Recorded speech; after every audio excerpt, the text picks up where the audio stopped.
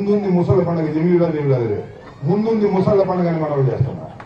ఇవాళ మీరు పిచ్చి పిచ్చి చేష్టలు చేస్తున్నారు తెలుగుదేశం వాళ్ళు. మీ పిచ్చి పిచ్చి చేష్టలకి, మీ దౌర్జన్యాలకి, మీ అన్యాయాలకి, మీ అక్రమాలకి సమాధానం చెప్పే రోజు ఒకటి వస్తుంది, గుర్తుపెట్టుకోమని మనం చేస్తున్నా. ఆ సమాధానం చెప్పే రోజున మీరు తట్టుకోలేరు జగన్మోహన్ రెడ్డి గారిని, గుర్తుపెట్టుకోమని మనం చేస్తున్నాం. ఇవాళ జగన్మోహన్ రెడ్డి గారు, మీరు ముగ్గురు కలిసి వస్తే మీరు గెలిచారు. ఇవాళ జగన్మోహన్ రెడ్డి గారికి 40% ఓట్ షేర్ ఉంది, గుర్తుపెట్టుకోమని మనం చేస్తున్నాం. 40% ఓట్ షేర్ 11 అంకెలు కనపడవచ్చు. ఇదే చంద్రబాబు నాయుడు గారు 2014లో గెలిచాడు, గుర్తుంది కదా. 2019లో ఓడిపోయాడు, గుర్తుంది కదా. అప్పుడు 23 సీట్లు వచ్చాయి. అప్పుడు అతని పర్సెంటేజ్ ఎంతో తెలుసా? ఇంత కూడా లేదు. ఇప్పుడు మనకి 39.4% మనకు వచ్చింది. ఆయనకు అప్పుడు వచ్చింది 39.2% వచ్చింది. మనకన్నా తక్కువ ఓట్లు వచ్చినా టెక్నికల్ గా 23 సీట్లు వచ్చాయి. ఇవాళ మనకన్నా వాళ్ళకన్నా మనకు ఎక్కువ ఓట్లు వచ్చినా టెక్నికల్ గా 11 సీట్లు వచ్చాయి. ఇది తేడా. రాబోయే కాలం మనదని. క్రిమినల్స్ వెనకేసుకు రమ్మని చెప్తుందా మీకు?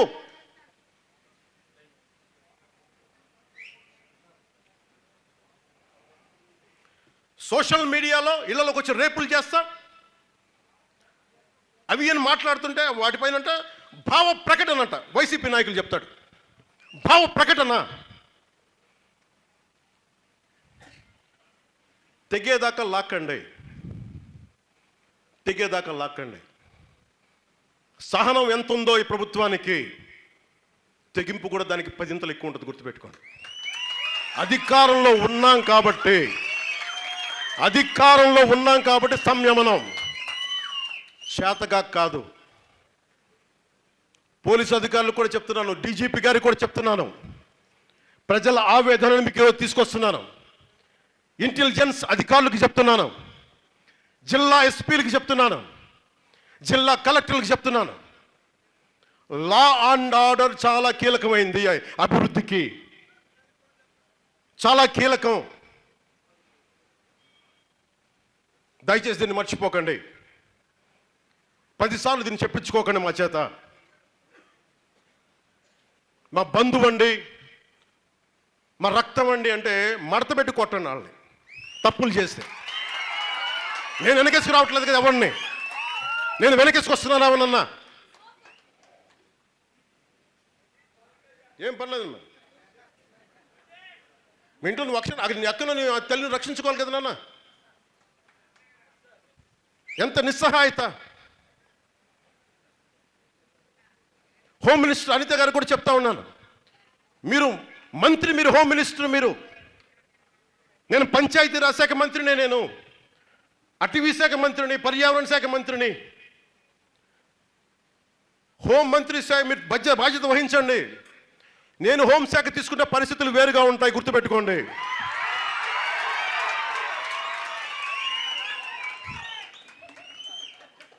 మమ్మల్ని విమర్శించే నాయకులకి అందరికీ నేను చెప్తున్నాను ఈ రోజున, ఇలాగే మీరు తీసుకొస్తా ఉండండి. మీరు నిశ్చలంగా ఉండండి, ఏమి చేయకుండా. హోం బాధ్యతలు కూడా తీసుకోవాల్సి వస్తుంది, గుర్తుపెట్టుకోండి. అందరూ బాగుండాలని కోరుకుంటాం, అందరూ బాగుండాలని కోరుకుంటాం, అందరూ బాగుండాలని కోరుకుంటాం.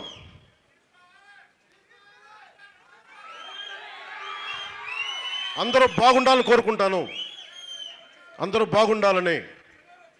ఆగండి ఒక నిమిషం. అందరూ బాగుండాలని కోరుకుంటాను. రాగానే ఒకటే మాట చెప్పా, ఇది ప్రతీకార ప్రభుత్వం కాదు అని. కానీ చేతగాని ప్రభుత్వం నేను చెప్పాల, గుర్తుపెట్టుకోండి. ఎందుకంటే మీరు గతంలో లాగా నోటుకొచ్చినట్టు మాట్లాడితే ఇంక వింటా నాకు కూడా ఓపిక పోయింది. ఇంకా నాకు కూడా మీరు అంటారు కదా ఏం చేస్తామని, వెయిట్ చేయండి. నేను అడగలేక కాదు, నేను తీసుకోలేక కాదు. హోంశాఖ, నేను హోంశాఖ తీసుకున్నానంటే మటుకు పరిస్థితులు చాలా చాలా వేరుగా ఉంటాయి. మీకు ఎలా ఉండాలంటే ఇలాంటి క్రిమినల్స్కి ఉత్తరప్రదేశ్లో యోగి ఆదిత్యనాథ్ గారు చేసినట్టుగా చేయాలి మీ అందరికీ. అప్పుడు కానీ మీరు మాట వినరు, అప్పుడు కానీ మాట వినరు. ఇంకా అలాంటి పరిస్థితిని నేను నెట్టేస్తున్నారు మమ్మల్ని అందరినీ. మిమ్మల్ని మీరు కంట్రోల్ చేసుకుంటారా? మీరు ఆలోచించుకోవాలి ప్రతి ఒక్కళ్ళు.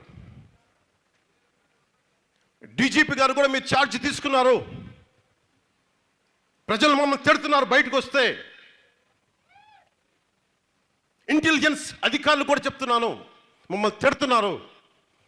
మేము మీకు వెరీ క్లియర్ కట్ ఇన్స్ట్రక్షన్స్ ఇచ్చాం. ఆడబిడ్డల మాన ప్రాణ సంరక్షణలకి మీరు బాధ్యత తీసుకోవాలని. గత ప్రభుత్వంలో ఉండకూడదని చెప్పాం. ఏదైనా మాట్లాడితే భావ ప్రకటన స్వేచ్ఛ అంటే మీరు గత ప్రభుత్వంలో అధికారులే కదా, ఈరోజు వేరే వాళ్ళు ఎవరు లేరే. అటు ఇటు మారారు అంతే. పవన్ కళ్యాణ్ అరెస్ట్ చేయడానికి అధికారులకి ముందున్నారు, క్రిమినల్ని అరెస్ట్ చేయడానికి లేరు. భయం. మరి ఆ రోజుల్లో మీరు మరి ఎందుకు ఎలా చేయగలిగారు? మీరు మేము అలా ఉండలేము. ఈరోజు నాకు ముఖ్యమంత్రి పదవి ఉండొచ్చు లేకపోవచ్చు, నాకు ఇర్రెలవెంట్. నాకు మేము మానవ హక్కుల కోసం ప్రాణాలు కల్పించి ఇచ్చేవాళ్ళం. మేము ఈరోజు పదవి ఉండొచ్చు, పదవి ఉండకపోవచ్చు, ఎమ్మెల్యే అవ్వచ్చు, ఎమ్మెల్యే అవ్వకపోవచ్చు. I don't care. నాకేంటంటే సమాజంలో బాధ్యత లేకుండా నోటికొచ్చినట్టు వాగుతాం. ప్రతి సొత్తు మా సొంతం. ఇలాంటి వాళ్ళతో పోరాటం చేయడానికే జనసేన పెట్టాను నేను. దశాబ్దంన్నర కూర్చొని ఉన్నాం. తిట్టారు, నీచంగా మాట్లాడారు, చెత్తగా మాట్లాడతారు. ఎక్కడ వెనక్కి తగ్గల. ఈరోజు డిప్యూటీ సీఎం అయితే కొత్తగా శక్తి వస్తుందా? పని చేయడానికి అధికారం ఉంది అంతే, శక్తి ఎప్పుడు ఉంది. అది ఆ బలం